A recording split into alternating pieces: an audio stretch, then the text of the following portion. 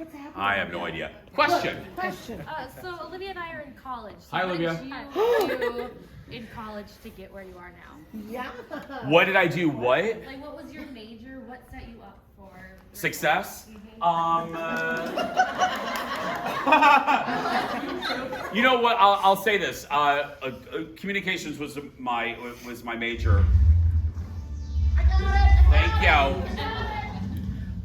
Here's what, this is the advice that I always give. It's not so much advice, but you didn't ask advice, but this is my answer to that is, I was a sponge at every step of the way. I did internships and I tried to meet everybody. For example, my very first job in television was in '97 at WCCO, and I was the lowest of the low of the low. I was an overnight dispatcher, Friday and Saturday nights from midnight till 8 a.m. And I had just moved here. I didn't know a soul, and it was just myself, a photographer named Dave Charest, who's still at CCO, and a gentleman who did maintenance for the building overnight. And I tried to just be nice. You try to meet everybody, and on that shift, you don't see anybody. But it was Dave Charest, and it was people that I had met that I tried to be kind to, that then recommended me. They got rid of that department and they turned it into 2 full-time positions.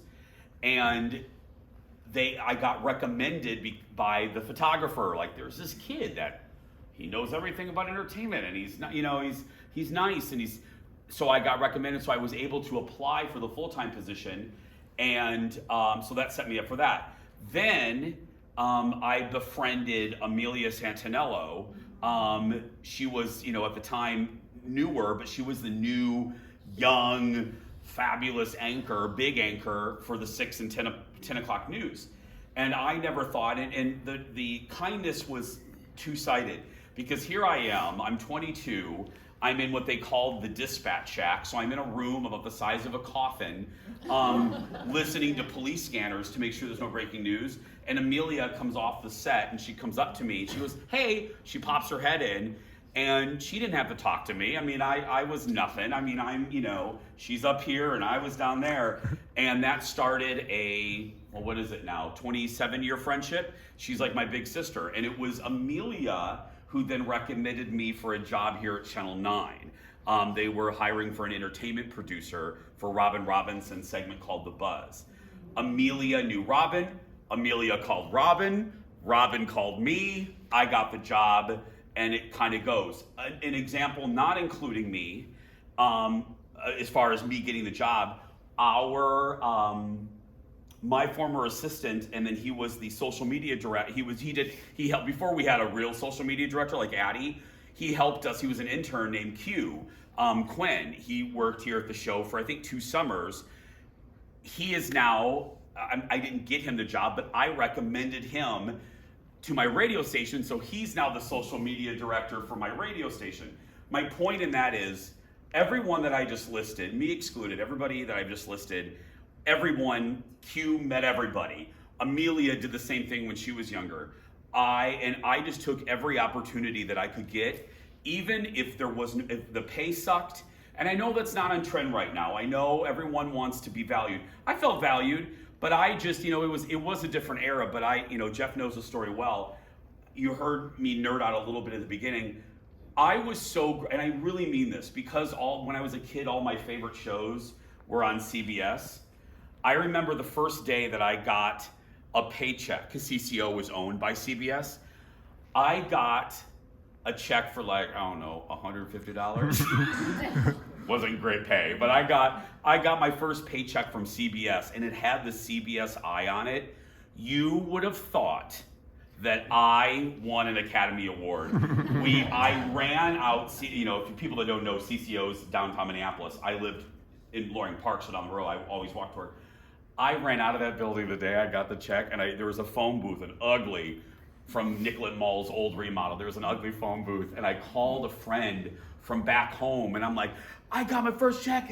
I work for CBS. Like, the logo's on my paperwork. And I freaked out. And anyway, so meet everyone that you can and be a sponge. Be a sponge, and Jeff would agree too. All right, nice to meet you. You're very nice to meet you. Anybody else? Annie. Annie. Your voice. I mean, I remember the first time.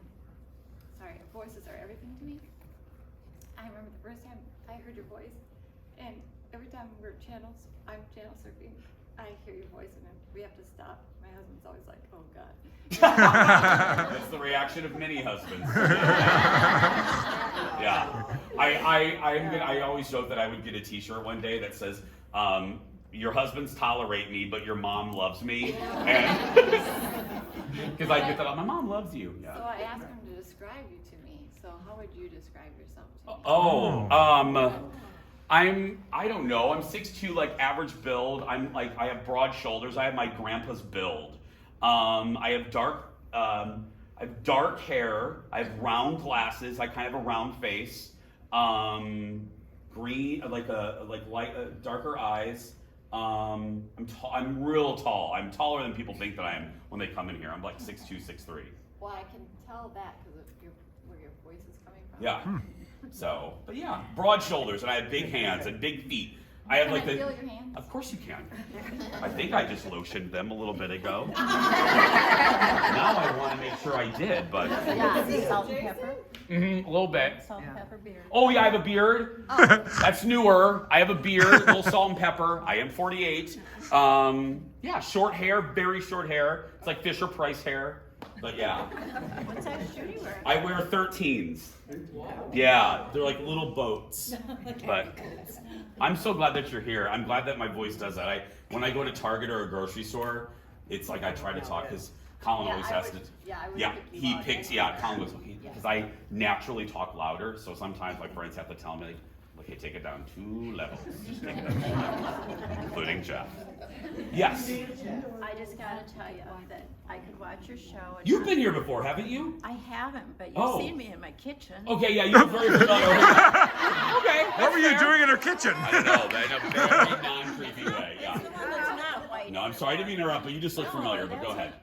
It's the all-American look, Exactly. You know? But I just gotta tell you, I could go through your whole show and not like any of it. That hasn't happened yet. Could have taken a turn. And you tell kids that if they're being bullied, go out there Yeah. and be themselves. Thank you. I did that. My last story, and then I'll let you guys get back to your lives. But the cold, I did that. I'll keep this short. And Jeff was with it. Jeff's been with me since the beginning.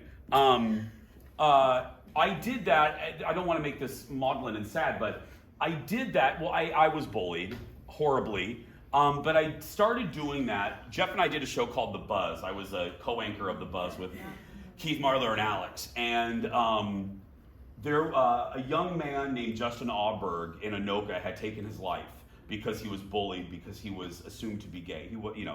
And I was really touched by that. I was older, but it was around generationally I could relate to it.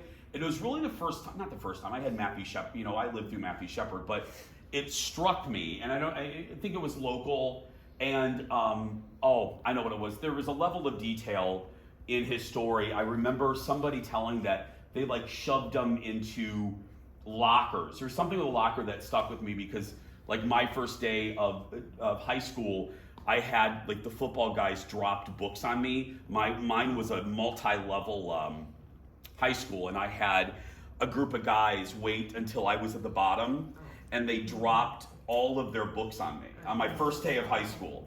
I got spat on, so that resonated with me.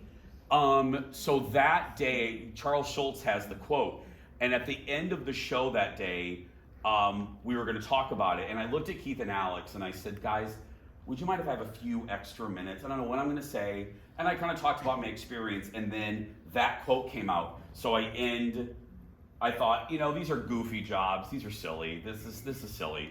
The radio show is a silly, lighthearted show.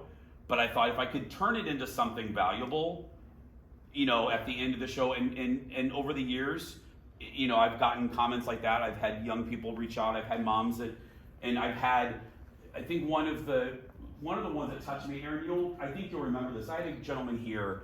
It's a lesson of never judge a book by its cover, and he said as much. He was a kind of gruff, he looks like he hunts, you know what I mean? I mean, just like a man's man, And he came up to me and he said, you know what, I gotta tell you, I'm not your demographic. He goes, I'm ultra conservative. I had a real problem with gay folks. He goes, but my son came out and I had a real difficult time. And he goes, but then I thought about you. And he said something that really struck me that I didn't think about consciously. I do it, but he said it is the ease and just the naturalness that I talk about Colin and my family in extension, my mother-in-law and Mama Haas and my mom, Colin. He's like, you normalized it for me. You made it not so scary, and I was able to accept my son more because you were kind of like a TV friend. Come on, that's worth it. I mean, I like getting a paycheck, but that's worth it. Yeah. Thank you.